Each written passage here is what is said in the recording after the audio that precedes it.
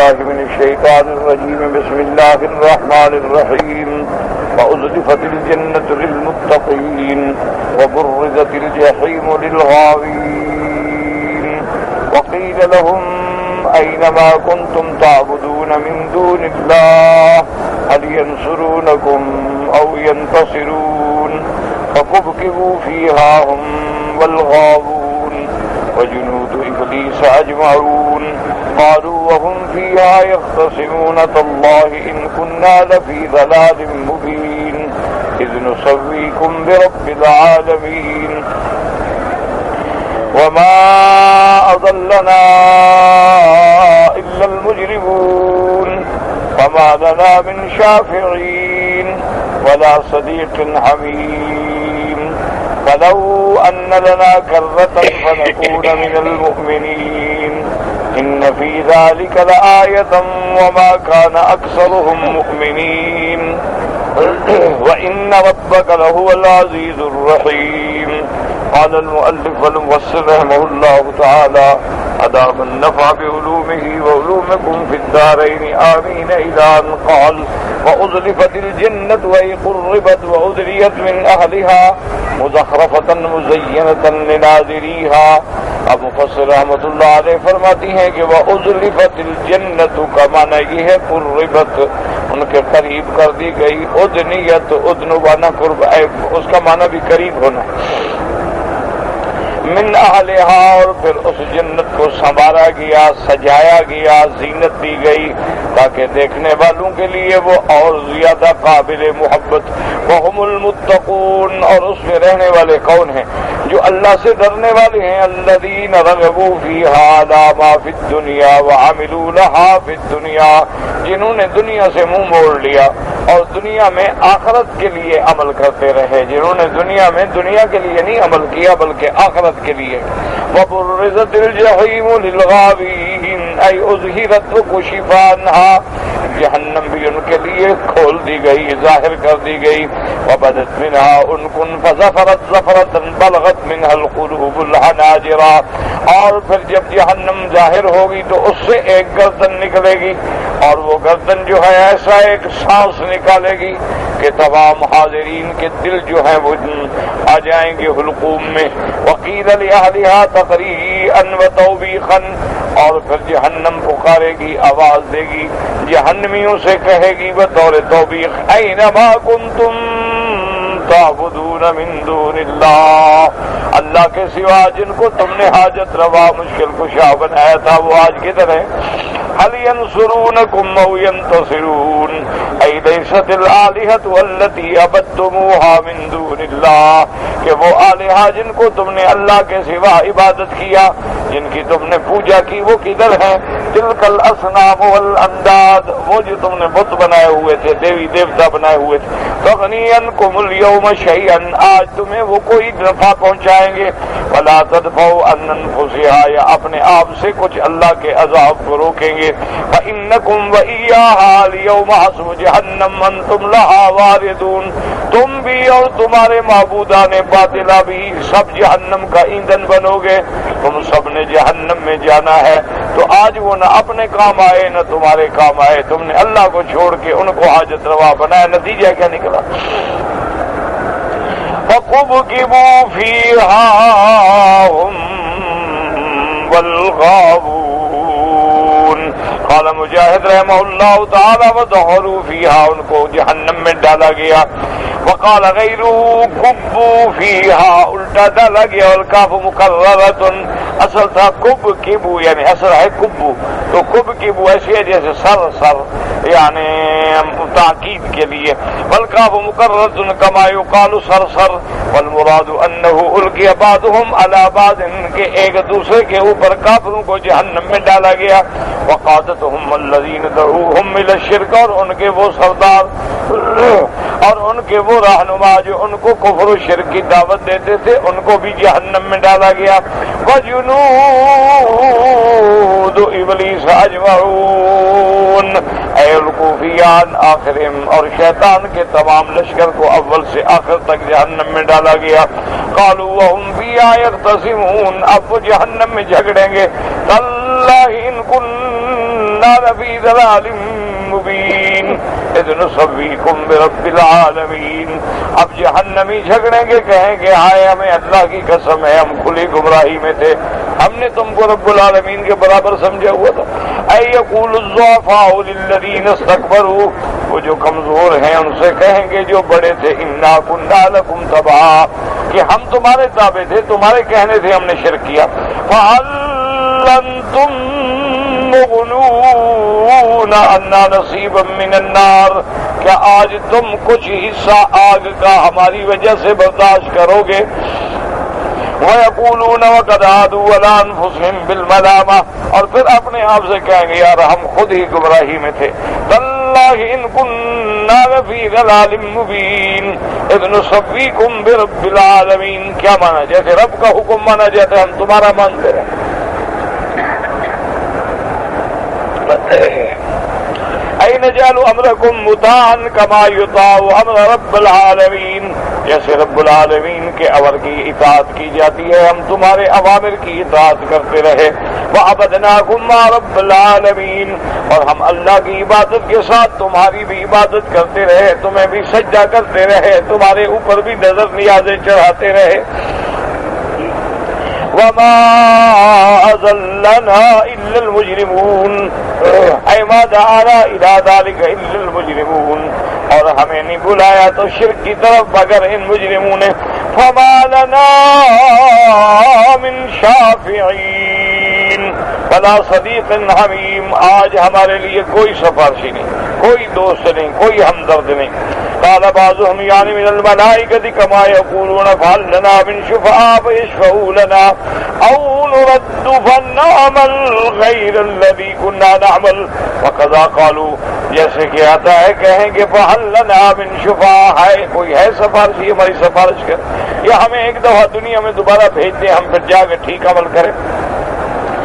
اسی طرح قرآن پاک کہتا ہے کہ وہ کہیں گے فما لنا من شافعین ولا صدیق حمیم، حمیم منا قریب، ایسا دوست جس کو آپ کی گرمی پہنچے، یعنی آپ کو تکلیف ہو تو اس کو بھی تکلیف پہنچے. حمام کو اسی لیے حمام کہا جاتا ہے نا، اس میں جا کے آدمی کو گرمی پہنتی ہے. تو حمیم کا معنی یہی ہوتا ہے بڑا قریبی دوست، یعنی جو آپ کے دکھ درد کو محسوس کرتا ہو. لیکن کافروں کے لیے نہ دوست ہوگا نہ سفارشی ہوگا. قال قتادہ يعلمون والله ان الصديق اذا كان صالحا نفع وان الحميم اذا كان صالحا شفع. اب جان لیں گے کہ کاش اگر کوئی دوست ایمان والا ہوتا تو آج نفع دیتا، اگر کوئی ہمارا صالح دوست ہوتا شفاعت کرتا. کیونکہ مومنوں کے لیے تو شفاعت ہوگی، گناہگاروں کے لیے شفاعت ہوگی، شفاعت تو کافروں کے لیے نہیں ہوگی. فَلَوْ أَنَّ لَنَا كَرَّةً فَنَكُونَ مِنَ الْمُؤْمِنِينَ. اب وہ کہیں گے کہ ہائے کاش ہمیں ایک دفعہ موقع ملے کہ ہم دنیا میں پھر جائیں، پھر ہم پکے مومن بن جائیں گے. وَذَلِكَ أَنَّهُمْ يَتَمَنَّوْنَ أَنَّهُمْ يُرَدُّونَ إِلَىٰ دَارِ الدُّنْيَا لِيَعْمَلُوا بِطَاعَةِ رَبِّهِمْ فِي مَا يَزْعُمُونَ، یعنی وہ گمان کریں گے کہ ہائے کاش ہمیں ایک دفعہ دنیا میں بھیجا جائے. واللہ تعالی یعلم انہم لو ردوا الى دار الدنیا لعادوا لما نہوا عنہ وانہم لکاذبون. اللہ جانتے ہیں کہ ان کو اگر ہم دوبارہ دنیا میں بھیجیں یہ پھر بھی شرک کریں گے، جھوٹ بول رہے ہیں، غلط کہہ رہے ہیں، اللہ کے آگے کوئی چیز چھپی ہوئی نہیں. وقد اخبر اللہ تعالی عن تخاصم اہل النار فی سورۃ صاد، اور اسی طرح سورۃ صاد میں بھی آیا ہے کہ جہنمی جب جھگڑا کریں گے آپس میں، ان ذلک لحق تخاصم اہل النار. ثم قال تعالی ان فی ذلک لآیۃ وما کان اکثرهم مؤمنین. اے ان فی محاجات ابراہیم لقومہ واقامۃ الحجج علیہم بالتوحید الآیہ، کہ ابراہیم علیہ السلام کا قوم سے مناظرہ کرنا، اپنے والدین سے مناظرہ کرنا اور توحید پہ دلائل دینا، اس میں بہت بڑی نشانیاں ہیں. لیکن کوئی سمجھے لدلالۃ واضحۃ جلیۃ علی اللہ الہ الا اللہ، اس میں کھلی نشانیاں ہیں کہ کوئی معبود برحق نہیں، کوئی حاجت روا نہیں، کوئی مشکل کشا نہیں، کوئی نفع نقصان کا مالک نہیں، کوئی معبود و مقصود و مسجود نہیں مگر اللہ تبارک و تعالی کی ذات. وما كان اکثرهم مؤمنین، وَإِنَّ رَبَّكَ لَهُوَ الْعَزِيزُ الرَّحِيمُ. لیکن اتنی آیات و دلائل کے بعد بھی بہت سارے جو ہے وہ ایمان نہیں لے آتے. ہاں آپ کا رب جو ہے وہ غالب بھی ہے لیکن رحمت والا بھی ہے. اگر چاہے تو ان کو عذاب دے دے، لیکن رحمان ہے، مہلت دیتے ہیں کہ شاید پھر یہ توبہ کر. كذبت قوم نوح المرسلين إذ قال لهم أخوهم نوح ألا تتقون إني لكم رسول أمين فاتقوا الله وأطيعون وما أسألكم عليه من أجر إن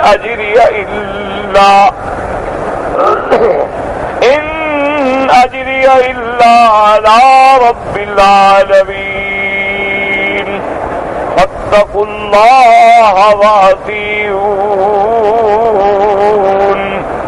قالوا أنؤمن لك واتبعك الأرذلون.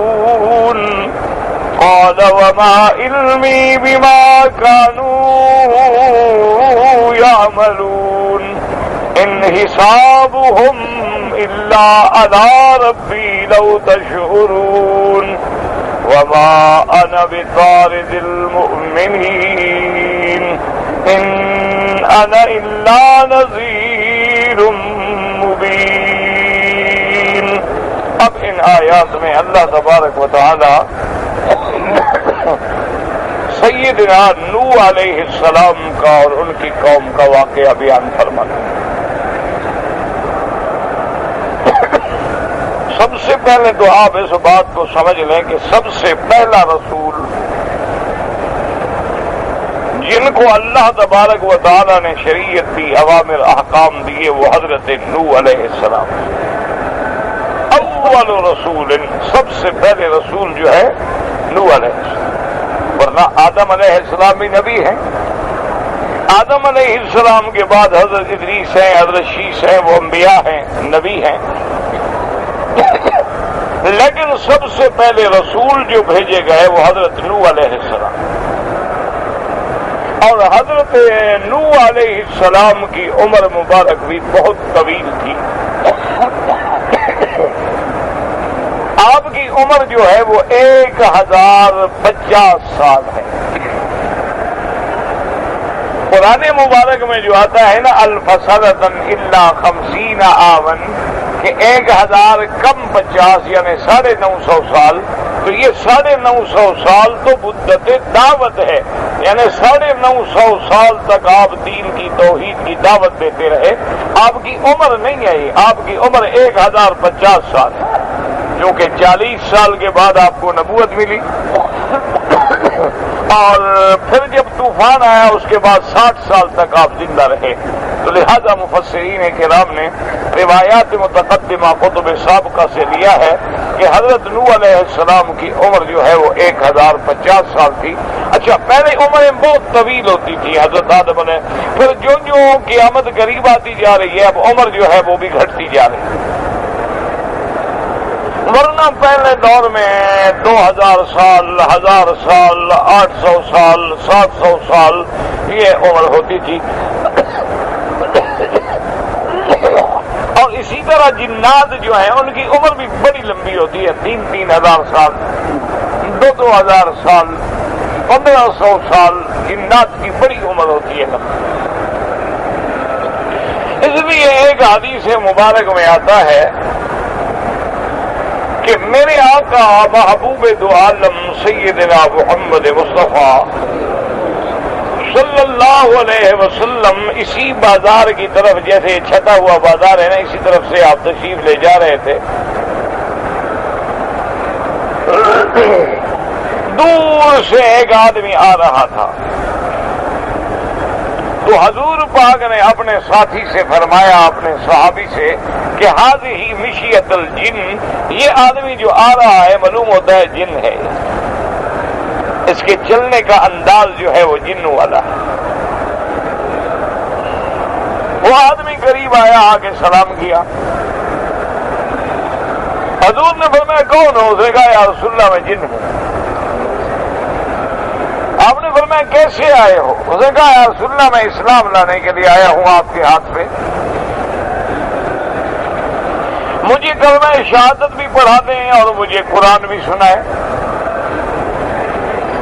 حضور صلی اللہ علیہ وسلم نے قرآن سنایا تو اس نے کہا کہ یا رسول اللہ میں نے حضرت موسیٰ علیہ السلام کی زبان سے تورات سنی ہے، یعنی اتنی لمبی عمر ہے کہ حضرت موسیٰ علیہ السلام، پھر موسیٰ علیہ السلام کے بعد حضرت عیسیٰ علیہ السلام، عیسیٰ علیہ السلام کے بعد پھر حضرت محمد مصطفیٰ صلی اللہ علیہ وسلم۔ تو اس نے کہا کہ یا رسول اللہ میں نے موسیٰ علیہ السلام کی زبان مبارک سے تورات سنی ہے، اور آج اللہ کا شکر ہے کہ میں نے آپ کی زبان سے قرآن سنا ہے، اور وہ اسلام لایا اور صحابی بن گیا محمد مصطفیٰ کا صلی اللہ علیہ وسلم۔ اور اسی طرح قرآن بھی کہتا ہے کہ حضور نماز پڑھا رہے تھے، قرآن پڑھ رہے تھے، جنوں کی ایک پوری جماعت گزری۔ جب حضور نے نماز پڑھا دی تو سب کے سب اسلام لے آئے۔ اسلام لانے کے بعد جب وہ جنات اپنے اپنے علاقوں میں گئے، اپنی بستیوں میں گئے، اپنے جزائر میں گئے، تو انہوں نے اپنی قوم کو بلایا اور کہا قالوا یا قومنا انا سمعنا کتابا انزل من بعد موسیٰ۔ تو انہوں نے بھی یہی کہا کہ آج ہم نے ایسا قرآن سنا ہے جو موسیٰ علیہ السلام کے بعد یہ کتاب اتری ہے اللہ کی۔ تو معلوم ہوتا ہے وہ موسیٰ علیہ السلام کی کتاب بھی جانتے تھے، تب ہی تو انہوں نے مثال دی، اگر نہ جانتے تو مثال کیسے دیتے؟ اس لیے جنات کی عمر بھی بڑی طویل ہوتی ہے، اور نوح علیہ السلام کی عمر مبارک جو ہے وہ بھی بڑی طویل تھی۔ اور نوح علیہ السلام جو ہے یہ نام نہیں لقب ہے حضرت کا۔ نوح جو ہے یہ کثرت نوح سے ہے، معنی یہ ہے کہ حضرت نوح علیہ السلام اللہ کے آگے اتنا روتے تھے، اتنا روتے تھے، اتنی آنسو بہتی تھی کہ آنسوؤں کی جھریاں لگ گئی تھیں، کثرت البکا۔ اور حضرت نوح علیہ السلام کو بھی ایسی قوم سے پالا پڑا ہے کہ 950 سال کی محنت کے باوجود صرف اتنے آدمی مسلمان ہوئے جو کشتی میں ساتھ۔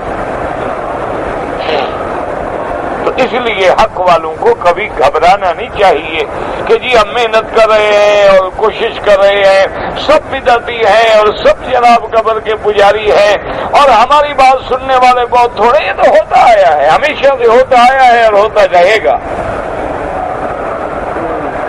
تو اب اللہ تبارک و تعالیٰ نے نوح علیہ السلام کا قصہ بیان کیا کہ انہوں نے اپنی قوم کے ساتھ کیا معاملہ کیا، اور ان واقعات میں یاد رکھو ہمارے لیے درس ہیں، عبرتیں ہیں کہ ہم پکڑیں اور دیکھیں کہ اس قوم نے کیا کیا، پھر انجام کیا ہوا۔ اس لیے قرآن کہتا ہے کذبت قوم نوح المرسلین، قوم نوح علیہ السلام نے رسولوں کی تکذیب کی۔ لیکن علماء فرماتے ہیں کہ یہاں سوال یہ ہے کہ حضرت نوح علیہ السلام تو پہلے رسول ہیں، آپ سے پہلے تو کوئی رسول ہی نہیں ہے، تو مرسلین جمع کا صیغہ کیسے آیا ہے؟ یعنی انہوں نے تکذیب کی ہے تو صرف نوح علیہ السلام کی ہے، لیکن باقی رسولوں کی تو تکذیب نہیں کی، اور پہلے اور رسول تو آیا ہی کوئی نہیں۔ لیکن علماء نے جواب دیا کہ یہاں سے مسئلہ سمجھ آ گیا کہ ایک رسول کا انکار جو ہے وہ سارے رسولوں کا انکار ہے۔ اگر آج کوئی حضرت محمد مصطفیٰ کا انکار کرے تو سارے انبیاء کا انکار ہے، اگر آج کوئی حضرت عیسیٰ علیہ السلام کا انکار کرے تو سارے انبیاء کا انکار۔ اس لیے صیغہ آیا جمع کا کہ کذبت قوم نوح المرسلین اذ قال لهم اخوهم نوح اذ قال لهم اخوهم نوح اذ قال لهم اخوهم نوح الا تتقون۔ ان کو جب ان کے نسب کے بھائی نے، نوح علیہ السلام اسی قوم میں سے تھے، تو لہذا وہ قوم ان کی بے اعتبار نسب کے بھی بھائی تھے، اور ویسے بھی بے اعتبار انسانیت کے، بے اعتبار ایمان لانے والوں کے، اخوت ایمانیہ کے، لیکن یہاں مراد جو ہے وہ نسبی بھائی ہیں۔ اذ قال لهم اخوهم نوح الا تتقون، کہ ان کو جب ان کے بھائی نوح علیہ السلام نے کیا کہا، الا تتقون، کیا تم کیوں نہیں ڈرتے ہو اللہ سے؟ اس لیے میں نے عرض کیا تھا کہ سب سے پہلی بات ہے اللہ سے ڈرنا، اور اللہ سے ڈرنا جو ہے نا، یاد رکھو اتقاء کے پھر مدارج ہیں۔ سب سے پہلا تقویٰ کیا ہے کہ شرک کو چھوڑ دے اور توحید پہ آ جائے، یہ اتقاء۔ اس کے بعد کا تقویٰ کیا ہے کہ کبائر گناہوں کو چھوڑ دے، پھر تقویٰ کیا ہے کہ صغائر کو چھوڑ دے، پھر تقوی کا مقام یہ ہے کہ ہر نافرمانی کو چھوڑ کے ہر وقت اللہ کے ذکر میں مشغول ہو جائے۔ یہ تقوی کے مدارج ہیں، اتقاء کے مدارج ہیں۔ کم از کم آدمی جب کفر و شرک کو چھوڑتا ہے تو متقین کی صلب میں آ جاتا ہے۔ اذ قال لهم اخوهم نوح الا تتقون انی لکم رسول امین، میں اللہ کی طرف سے بھیجا ہوا پیغمبر ہوں اور امانت والا پیغمبر ہوں، جو اللہ نے مجھے حکم دیا ہے پورا پورا تمہارے پاس لایا ہوں، اس میں کسی قسم کی خیانت نہیں کی ہے۔ تو تم اللہ سے کیوں نہیں ڈرتے ہو، کیوں نہیں میری بات سنتے ہو؟ فاتقوا اللہ، اللہ سے ڈرو، واطیعون، اور میری فرما برداری کرو۔ لیکن یاد رکھو یہاں دو دفعہ کیوں آیا؟ یاد رکھیں یہاں ایک یعنی آیات کے ضمن میں دو دفعہ پہلے بھی آ چکا ہے کیا کہ اذ قال لهم اخوهم نوح الا تتقون، اور دوسرے دفعہ بھی آیا فاتقوا اللہ، اللہ سے ڈرو۔ تو دوبارہ کیوں آیا؟ تو بعض علماء فرماتے ہیں کہ تکرار میں تاکید ہوتی ہے، کہ ایک بات کو جب دو بار کہا جائے تو معنی ہوتا ہے اس کلام کو پکا کریں۔ اور بعض علماء نے فرمایا کہ نہیں، پہلا جو حکم تھا وہ توحید کے بارے میں تھا، اذ قال لهم اخوهم نوح الا تتقون، کیوں اللہ سے نہیں ڈرتے ہو، کیوں شرک نہیں چھوڑتے ہو؟ اور دوسرا جو ہے وہ اپنی رسالت کے بارے میں ہے کہ انی لکم رسول امین، میں امانت والا پیغمبر۔ فاتقوا اللہ، اللہ سے ڈرو، اطاعت کرو، میری فرما برداری کرو، میری نبوت اور رسالت پہ ایمان لے آؤ۔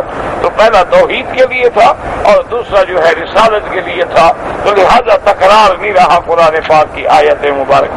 اور پھر فرمایا وما اسألکم علیہ من اجر، آپ نے فرمایا اپنی قوم سے کہ میں جو دعوت دے رہا ہوں، میں جو توحید بیان کر رہا ہوں، میں تم سے کچھ چاہتا ہوں؟ تم سے کوئی دولت مانگی ہے، کوئی پیسہ مانگا ہے، کوئی عہدہ مانگا ہے، کیا مانگا ہے؟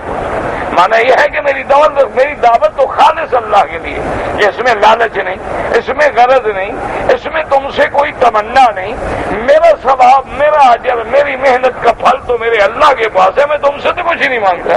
تو جب آدمی مانگے بھی کچھ نہ تو بغیر لالچ کے، بغیر دمے کے جو دعوت ہوگی، لازمی بات ہے کہ وہ سچی ہوگی، وہ صحیح ہوگی، وہ خالص ہوگی۔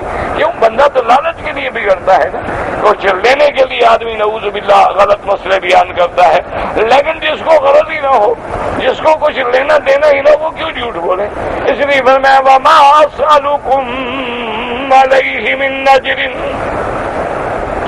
ان اجری الا علی رب العالمین فاتقوا اللہ واطیعون، اللہ سے ڈرو۔ یاد رکھو مسلمانوں، جب تک یہ دل میں اللہ کا ڈر پیدا نہیں ہوگا نا، کچھ بھی نہیں۔ اصل بات یہ ہے کہ دل میں اللہ کا خوف آ جائے، لاکھ پہرے لگائیں، لاکھ آپ پولیس کے اور لاکھ فوج کے اور لاکھ آپ چوکیاں بنائیں، اصل بات یہ ہے دل میں اللہ کا ڈر پیدا ہو۔ جب دل میں اللہ کا ڈر آ جائے تو بندہ گناہ نہیں کر سکتا، جب دل میں اللہ کا ڈر آئے تو قتل نہیں کر سکتا، زنا نہیں کر سکتا، ڈاکہ نہیں مار سکتا، نافرمانی نہیں کر سکتا۔ یہ ساری بلائیں اس وقت ہوتی ہیں جب دلوں سے اللہ کا خوف نکل جاتا ہے اور بندہ شتر بے مہار بن جاتا ہے کہ پھر جو مرضی آئے کرتا ہے۔ اصل چیز یہ ہے کہ اللہ کا ڈر دلوں میں راسخ کرو، کہ اللہ کا ڈر آ جائے، اس کی عظمت آ جائے۔ اب دیکھیں نا قیامت والا دن ہوگا، اولین اولین و آخرین میدان محشر میں ہوں گے. ساری اللہ کی مخلوق جو ہے وہ حضرت آدم علیہ السلام کے دروازے پہ آئیں گے اور آ کے عرض کریں گے کہ انت ابو البشر، کہ تم ساری مخلوق کے ابا ہو، سب سے پہلے انسان ہو. اللہ نے تمہیں شرف انسانیت سے نوازا ہے، مسجد الملائکہ بنایا، اسکنک فی الجنہ، تمہیں اپنی جنت میں رکھا ہے. آج بھی مہربانی کریں، ہماری سفارش کریں. تو پتہ ہے حضرت آدم کیا جواب دیں گے؟ حدیث پاک میں آتا ہے آدم علیہ السلام کہیں گے نفسی نفسی، یعنی خشیت علی نفسی خشیت علی نفسی، کہیں گے میں تمہاری سفارش کیسے کروں، میں تو خود اپنے لیے ڈر رہا ہوں. حالانکہ نبی ہے، ان کو پتہ ہے اللہ مجھے معاف کر چکے ہیں، پھر ڈرنے کا کیا معنی ہے؟ فَاتُوا نُوحًا، حضرت نوح کے پاس جائیں. حضرت نوح بھی یہی کہیں گے نفسی نفسی، میں خود ڈر رہا ہوں کہ میں نے اپنے بیٹے کے لیے سوال کیوں کیا تھا. آج اگر اللہ پوچھ لے تو میں کیا جواب دوں گا؟ یعنی یہ ہے اللہ کی عظمت، اللہ کی ہیبت کہ ساری رات میرے مدنی ایک آپ نماز میں ساری رات کھڑے رہے، آپ کے پاؤں پہ ورم آ گئی، ایک ہی آیت پڑھتے رہے ان تعذبہم فإنہم عبادک. میرا اللہ اگر تو عذاب کرے تیرے بندے ہیں، کون روک سکتا ہے؟ وإن تغفر لہم، اگر آپ معاف کر دیں فإنک انت العزیز الحکیم. ساری رات میرا مدنی صلی اللہ علیہ وسلم کھڑے ہیں. اور اسی طرح حضور نے فرمایا لو تعلمون ما علمتم، اگر تمہیں علم ہوتا جو اللہ نے مجھے علم دیا ہے تم تو ہنسنا بھی بھول جاتے. اصل بات یہ ہے کہ اللہ کا ڈر، اگر دل میں اللہ کا ڈر ہے، اندھیری رات ہو، کوئی دیکھنے والا نہ ہو، پھر بھی بندہ جرم نہیں کرتا. اور اللہ کا ڈر نہ ہو پھر ٹھیک ہے، جو مرضی ہے، پھر دن ہو رات ہو، قتل کرے، ڈاکے مارے، مسجدوں میں جا کے قتل کرے، نمازیوں کو قتل کرے. خوف خدا ہے نہیں. اذا لم تستحی فاصنع ما شئت، جب حیا نہیں رہا جو مرضی ہے کرو. اب جناب یہ ہے کہ آپ ان کو پکڑ بھی دیں، آپ ان کو جناب پھانسی پہ بھی چڑھا دیں، وہ 4 کرایہ اور پیدا ہو جائیں گے. یہ تو مسئلہ نہیں. اصل مسئلہ جو ہے ادھر ہم آتے نہیں ہیں. اصل مسئلہ یہ ہے کہ دین کا چرچا ہو، قرآن و حدیث کا دورہ ہو، اور علماء جو ہیں وہ لوگوں کے دلوں کے اندر اللہ کا خوف پیدا کریں، اسلام کے احکام پہ چلیں، پھر دیکھیں امن ہوتا ہے کہ نہیں ہوتا. آخر کیا وجہ تھی کہ حضور کے زمانے میں، صحابہ کے زمانے میں، یعنی 80,000 مربع میل پہ اسلام پھیل چکا تھا. شام سے لے کر یمن تک ایک اکیلی عورت سونے کے زیورات سے لدی ہوئی جاتی تھی، کوئی نظر اٹھا کے نہیں دیکھتا تھا. کیا وجہ؟ اسی ملک کی تاریخ آپ اٹھا کے پڑھ لیں کہ آج سے 100 سال یا 70 سال پہلے کیا عالم تھا کہ کوئی قافلہ مدینہ منورہ مکے سے نہیں جا سکتا تھا.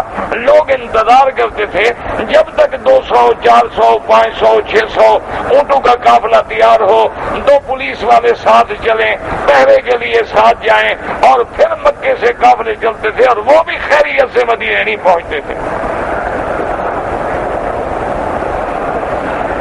اور 2 مہینے لگ جاتے تھے مدینہ جانے کے لیے. وجہ کیا تھی کہ بارشیں آ جاتی تھی، راستے میں ندی نالے بہہ جاتے تھے، راستہ ہے ہی نہیں. بیٹھے ہیں لوگ، پانی نیچے ہو، کم ہو، طاقت اس کی ختم ہو تو گزرے. اور بدو آگے لوٹ لیتے تھے، مار دیتے تھے، پتھر اٹھا کے حاجی کو مارتے تھے. کہتے گولی خرچ نہ کرو، گولی پہ پیسہ لگتا ہے، پتھر میں تو پیسہ نہیں لگتا نا. آخر اس کے بعد کیا وجہ ہو گئی کہ اس ملک میں ایسا امن قائم ہوا کہ جس کی پورے عالم میں مثال نہیں ملتی.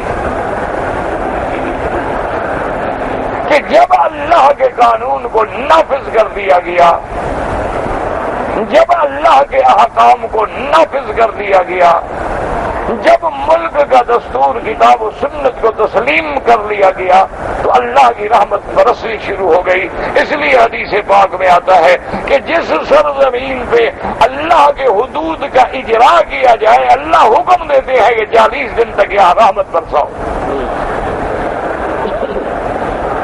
آپ لاکھ دنیا کے قانون بنا لیں سوال ہی پیدا نہیں ہوتا. امن ہوگا تو اس وقت ہوگا جب قرآن و سنت کے پہرے میں آئیں گے, جب آپ اسلام کے دامن میں آئیں گے, جب آپ اسلام کی سلامتی کو مانیں گے, جب آپ ایمان کے امن کو مانیں گے.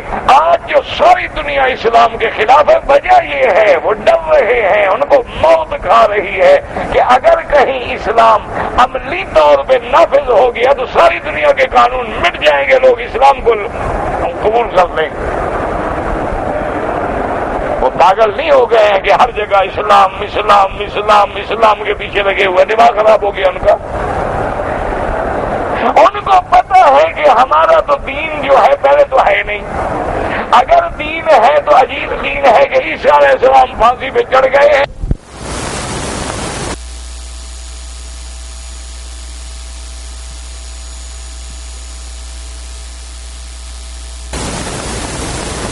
ان سب کی سزا عیسیٰ خود بھگت گئے. یہ کوئی دنیا کا عقیدہ ہے؟ کوئی عقل مندی کی بات ہے کہ گناہ تم کرو پھانسی پہ عیسیٰ علیہ السلام چڑھے؟ دوسرا ان کا مذہب ہے کفارہ کہ 1 ہفتہ گناہ کرو اور سنڈے والے دن آ جاؤ سروس کے لیے گرجا میں اور پادری کے سامنے کھڑے ہو کے اپنے گناہوں کا اعتراف کر لو اور کچھ نظر نیاز بھی پیش کر دو, اور اس کے بعد پادری صاحب آپ کو کہیں گے جاؤ میں نے گناہ معاف کر دیے, خلاص جاؤ. یہ کوئی مذہب ہے؟ ان کو تو پتہ ہے کہ ہمارا مذہب جو ہے بالہوا ہے, اس کی کوئی حقیقت نہیں. نہ ہمارے کفارے کا عقیدہ جو ہے اس کی کوئی دلیل ہے, نہ حضرت عیسیٰ کی صلیب کا عقیدہ ہے کوئی دلیل ہے, نہ ثالث و ثلاثہ تثلیث پر کوئی دلیل ہے. ہمارے پلے تو ہے کچھ نہیں. اچھا ہندو مذہب ہے کیا ہے؟ پوجنے والے تھوڑے ہیں, خدا زیادہ ہے, 35 کروڑ دیوتا ہے.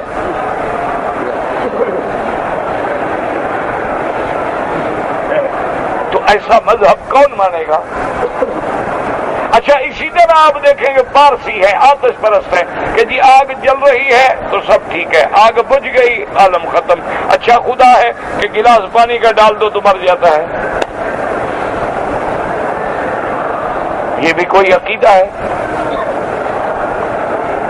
اسی طرح سے آپ دیکھ لیں کہ بھئی آغا خانگیت ہے, اسی طرح آپ دیکھ لیں جتنے باطل فرقے ہیں ان کے پلے میں کچھ نہیں ہے. اب قادیانی ہے, ایمان سے کہیں کوئی آدمی مرزا غلام احمد قادیانی کو شریف انسان نہیں ثابت کر سکتا, کہ جائے کہ نبی ثابت کر دے. نبی ہونا تو بڑی بات ہے نا, پہلے یہ تو ثابت کرو شریف آدمی تھا. جس کا اپنا بیٹا یہ لکھتا ہو کہ ابا جان کبھی کبھی وائن ٹانک طاقت کے لیے استعمال کرتے تھے, جس کا اپنا بیٹا, ہم نے نہیں لکھا, مرزا بشیر الدین نے لکھا ہے کہ ابا جان کبھی کبھی وائن یعنی شراب کبھی کبھی طاقت کے لیے, نشے کے لیے نہیں, یعنی تھوڑا تھوڑا گھونٹ گھونٹ 2-4 گھونٹ جو ہے وہ لے لیتے تھے کچھ. وہ بھی نبی ہوتا ہے جو وائن پیتا ہو, وہ بھی نبی ہوتا ہے جو عورتوں سے بھانوں سے مٹھیاں بھرواتا ہو, وہ بھی نبی ہوتا ہے جس کے ایک جیب میں گڑ ہو اور ایک جیب میں ڈھیلے ہوں, استنجا کرتے وقت پتہ نہ لگتا ہو کہ ڈھیلے کدھر ہے یا گڑ کدھر ہے. وہ بھی نبی ہوتا ہے. تو یہ تو ہر آدمی جانتا ہے کہ جھوٹ ہے, ہر آدمی جانتا ہے. ان کا ایک مولوی بڑا زور دے رہا تھا کہ جناب دیکھو نبی کی اطاعت کرنے سے آدمی نبی بن سکتا ہے, صدیق بن سکتا ہے, شہید بن سکتا ہے, صالح بن سکتا ہے, نبی کی اطاعت سے بندہ نبی بن سکتا ہے. ایک گاجرہ بیچنے والا آدمی کھڑا تھا, گاجر جو بیچتے ہیں نا وہ جلسے کے باہر ریڈی لگا کے کھڑا ہوا گیا. اس نے کہا مولوی صاحب کیا کہتے ہو؟ اس نے کہا نبی کی اطاعت سے نبی بن. اس نے کہا خدا کی اطاعت سے بندہ خدا بن جاتا ہے. اگر نبی کی اطاعت سے بندہ نبی بن سکتا ہے تو فرشتوں کی اطاعت سے بندہ فرشتہ بن جاتا ہے، خدا کی اطاعت سے بندہ خدا بن جاتا ہے، اور تمہارے جیسے شیطان کی اطاعت کی وجہ سے شیطان بن گئے۔ مولوی صاحب کا مناظرہ بھی ختم ہو گیا اور تھوک بھی خشک ہو گئی، السلام علیکم، مناظرہ ہار کے باقی جھوٹ ہوتا ہے، کب تک چلے گا؟ ایک اسلام ہے جس کی بنیاد ہے، جس کے پاس دلائل ہیں، جس کے پاس آیات ہیں، جس کے پاس بینات ہیں، جس کے پاس حجج ہیں، جس کے پاس براہین ہیں۔ اللہ نے پورے قرآن میں کوئی ایسا دعویٰ نہیں کیا جس کی دلیل نہ دی۔ یہ نہیں کہا کہ بس میرا حکم ہے مان لو، نہیں، ہر حکم پہ دلیل۔ اللہ تو قادر ہے کہ نہیں مانو گے مار دوں گا بس، نہیں میں تو جبر کرتا نہیں، مانو مانو نہ مانو نہ مانو، ہم نے تو دلائل دے دیے ہیں، ہم نے تمہارے لیے دونوں راستے کھول دیے ہیں، ہدیناہ النجدین، ہم نے تمہارے لیے دونوں راستے دنیا کے بھی اور دین کے بھی واضح کر دی، انا ہدیناہ السبیل اما شاکرا و اما کفورا، ہم نے سب کچھ راستہ واضح، اب تمہاری مرضی ہے ایمان لاؤ، تمہاری مرضی ہے کافر بنو۔ اس لیے پیغمبر کی طاقت میں دعوت میں بہت بڑا زور ہوتا ہے۔ پیغمبر کہتا ہے وما صالکم علیہ من اجر ان اجری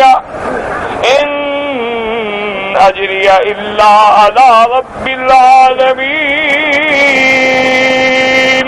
فاتقوا اللہ واطیعون، یعنی جب میں نے تم پہ ہر چیز واضح کر دی ہے، جب تم پہ واضح ہو گیا ہے کہ میں سچا ہوں، میں امین ہوں، میں دیانتدار ہوں، میں اللہ کا رسول ہوں، پھر اللہ سے ڈرو، اللہ سے ڈرو اور میری فرما برداری کرو۔ دعا کرو کہ اللہ ہمارے دلوں میں بھی اپنی خشیت پیدا فرما دے، اللہ ہمیں بھی ڈرنے والوں میں بنا دے، اللہ ہمیں بھی ذاکرین میں شامل کر لے، اللہ تبارک و تعالی ہمیں بھی صحیح معنوں پہ ایمان نصیب کرے اور پورے عالم اسلام پہ اپنی رحمت نازل فرما دے۔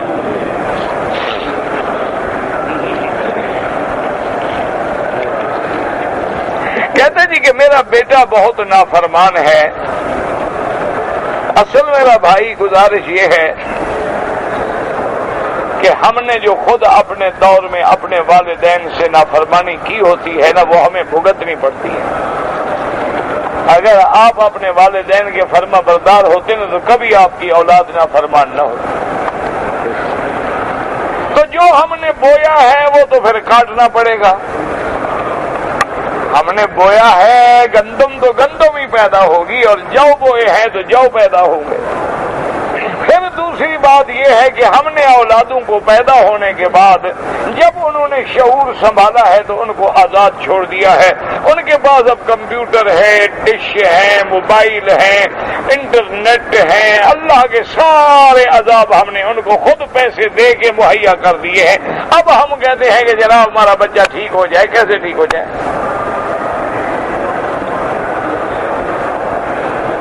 نہیں، آپ مجھے بتائیں کہ ہم نے خود تو اس کو آگ میں ڈالا ہے، خود تو اس کو ہم نے دریا میں پھینکا ہے، اب ہم کہیں بیٹا خیال رکھنا کپڑے نہ بھیگیں تمہارے، کیسے ہو سکتا ہے؟ اگر ہم 4 سال 5 سال کے بچے کو انگلی پکڑ کے مسجد میں لے آتے، نمازی بناتے، اسلامی لباس پہناتے، قرآن پڑھاتے، گھر کے اندر کوئی منکرات، کوئی فواحش، کوئی چیزیں نہ ہوتی، ہر وقت اللہ کا ذکر ہوتا تو بچے عالم پیدا ہوتے۔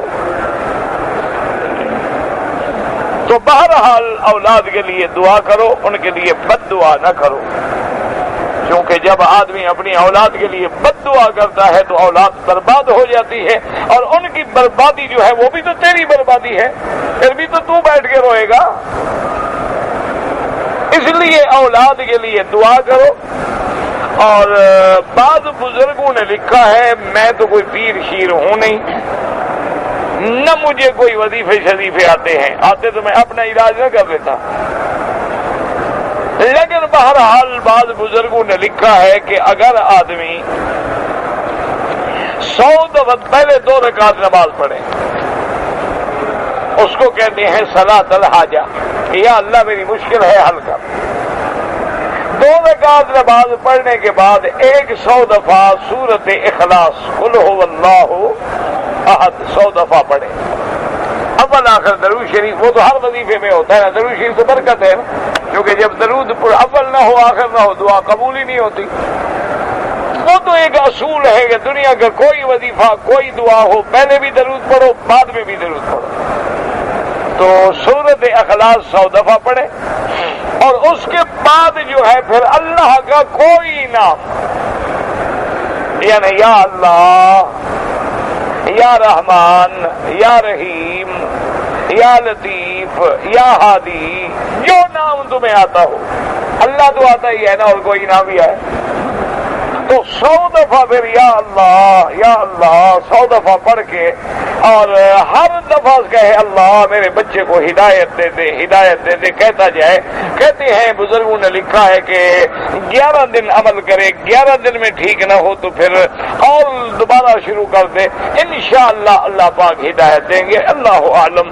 باقی اصل چیز دعا ہے۔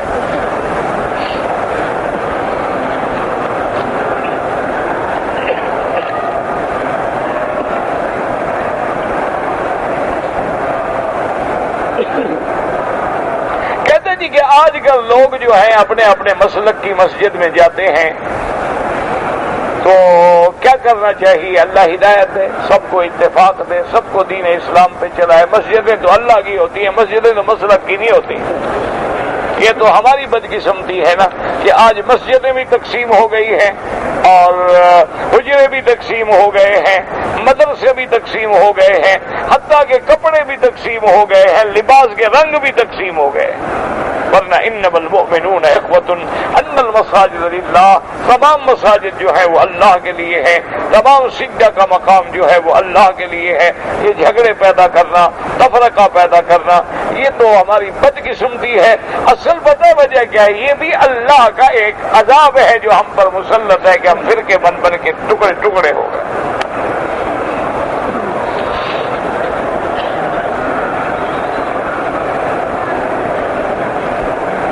ایک آدمی مدینے گیا، میں نے کہا سلام کہ ٹھیک کوئی بات نہیں، کہہ سکتے ہیں۔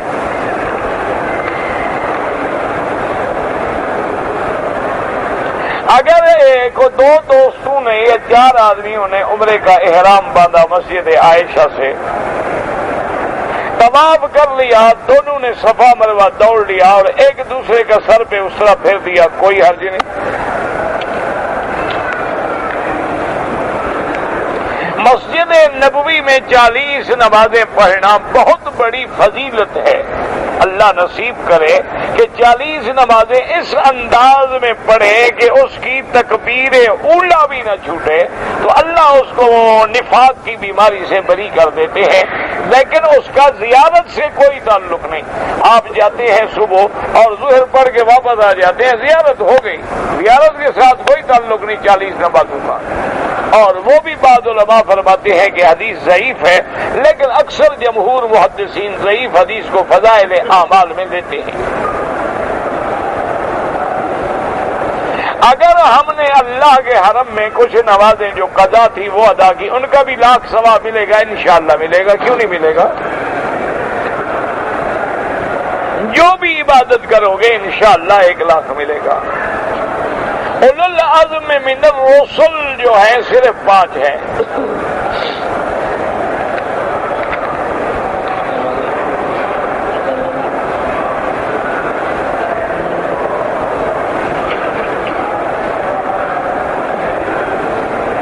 اگر ایک خاتون جو ہے مدینے میں ہے، عمرے کا ارادہ بھی ہے، حیض ہو گیا اور مدت ختم ہو گئی، خاتون حیض کے دوران مکے میں آ گئی، تو کیا کرے؟ یہ حالت ہے نا، یہ مسئلہ آپ مدینے میں پوچھتے تو کوئی مشکل نہیں تھی۔ عورت حیض کی حالت میں یاد رکھو غسل کر کے نماز نہ پڑھے، لیکن لبیک پڑھ کے نیت عمرے کی کر لے۔ مکے میں آنے کے بعد اپنے ہوٹل میں رہے، جب پاک ہو جائے غسل کر کے عمرہ پورا کر لے، عمرہ ہو گیا، کوئی مسئلہ ہی نہیں۔ اب تو اس نے زیادتی کی کہ احرام باندھ کے نہیں آئی، اب وہ عمرہ مسجد عائشہ سے کرے گی، لیکن ایک بکری دم بھی دینی پڑے گی۔ یا پھر اگر اللہ توفیق دے تو فوراً مدینہ منورہ لوٹ جائے، مدینہ جا کے زیارت بھی ہو جائے گی اور عمرہ کر لے، کوئی مشکل نہیں۔ 30 ریال جاتے ہوئے، 30 ریال آتے ہوئے، 30 ریال کا آپ کھانا کھا جائیں گے، 100 ریال میں بکری تو 350 ریال میں ملے گی۔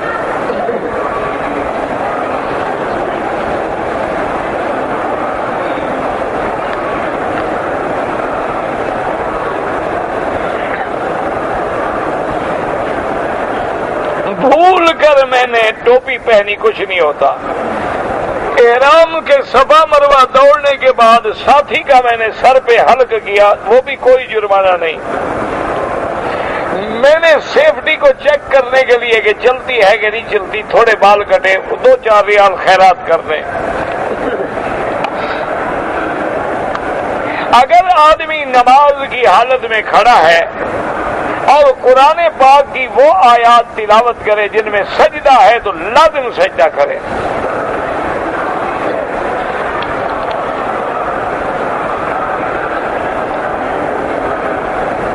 مجھے نہیں پتا ہنینا کا کیا معنی ہے، اللہ عالم مہربانی سے ہوگا، باقی شرائم تو قبیلہ ہے، نام تو نہیں ہے۔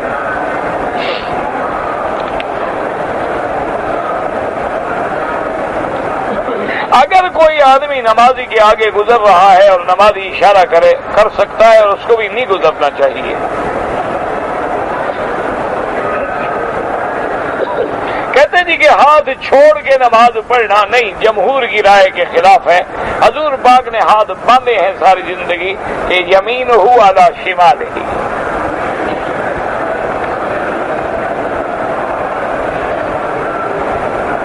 کہتے ہیں جی کہ اپنا کشف الاسرار کتاب میں حضرت ابو بکر عمر کو کافر لکھا ہے، وہ تو خیر کافر نہیں ہوں گے، لکھنے والا ہو جائے گا۔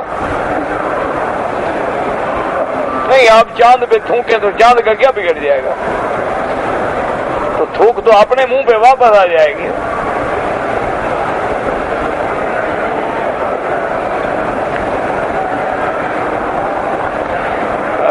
کہتے ہیں جی کہ شیعہ حضرات نمازیوں کو جمع کر کے پڑھتے ہیں، اذان اپنی دیتے ہیں، تو میں کیا کر سکتا ہوں؟ یعنی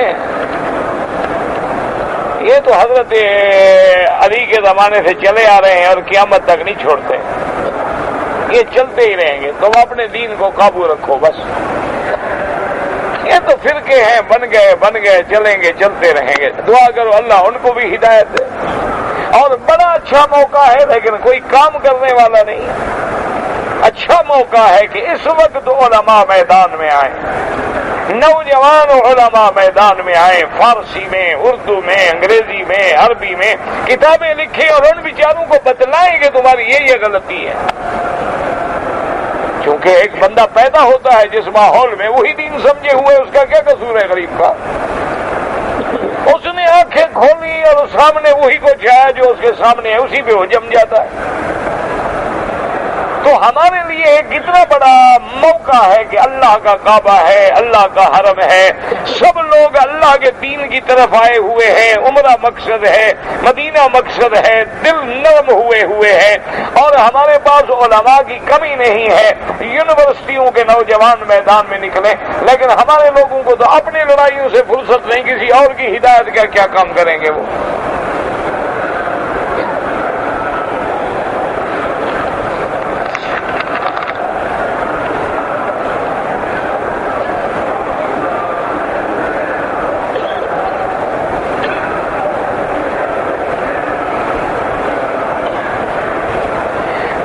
میں نے بیوی کے لیے کپڑا 3 ریال کا خریدا، 10 ریال تم جانو، بیوی جانے، مولوی کیا کرے؟ نہ تمہارے بیوی کا جھگڑا ہے تو میں کیا کر لوں گا؟ ویسے بیوی کے لیے جھوٹ بولنے کو فقہا نے جائز لکھا ہے، لیکن تم جھوٹ بول ہی نہیں سکے نا، تمہارا جھوٹ کھل گیا اس کے آگے، تمہیں جھوٹ بولنے کا تجربہ نہیں نا۔ اس سے بولنا سیکھو، بیوی سے، وہ زیادہ سمجھدار معلوم ہوتی ہے تم سے۔ اللہ ہدایت دے، بس دعا کرو اللہ ہدایت دے۔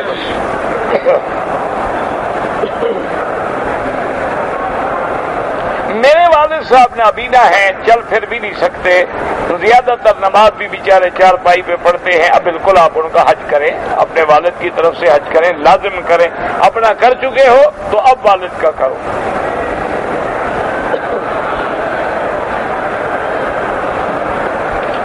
ہم لوگ جو ہیں ہندوستان پاکستان سے جو لوگ ہیں, ہمارا خاندان کس نبی سے ملتا ہے؟ آدم سے ملتا ہے. آدم نبی نہیں ہے؟ کلکم بنو آدم و آدم من تراب. ماشاء اللہ, اب تو تم نبی کے خاندان سے ہو گئے نا, اسی لیے داڑیاں زیادہ مڈاؤ. ہاں, نبی سے رشتہ جڑ گیا نا. نماز نہ پڑھا کرو, داڑھی مڈایا کرو, موبائل پہ گانے لگا کے حرم شریف میں بجایا کرو. نبی سے رشتہ ہو گیا نا تمہارا. نہ آپ کچھ حیا آئے گا کہ ہمارا رشتہ نبی سے ہو گیا ہے؟ اس سے بڑا رشتہ کیا ہوتا ہے کہ حضور نے فرمایا کہ میں اپنی امت کا باپ ہوں اور امت میری اولاد ہے. ہمیں تو اپنے نبی کا شرم نہیں ہے تو باقی نسبت کیوں ڈھونڈ رہے ہو؟ النبی اولا بالمؤمنین من انفسهم وازواجہ امہاتہم.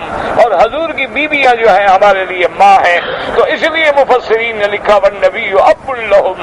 جب آپ کی بیویاں ہماری مائیں ہیں تو حضور ہمارے باپ ہیں, اور ہمارے لاکھوں باپ محمد مدنی پہ قربان ہوں. یہ بھی تو ان کا کرم ہے کہ وہ ہمیں اولاد کہہ دیں, ورنہ ہم اولاد بننے کے قابل ہیں؟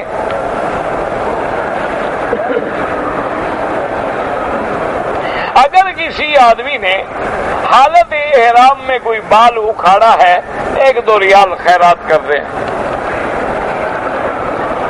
حضرت نوح علیہ السلام 5 رسل میں شامل ہیں. ہاں شامل ہیں. ربنا تقبل منا انك انت السميع العليم وتب علينا انك انت التواب الرحيم. اللهم سلمنا ولا تسلمنا وامنحنا ولا تمتحنا. اللهم اكرمنا ولا تهنا.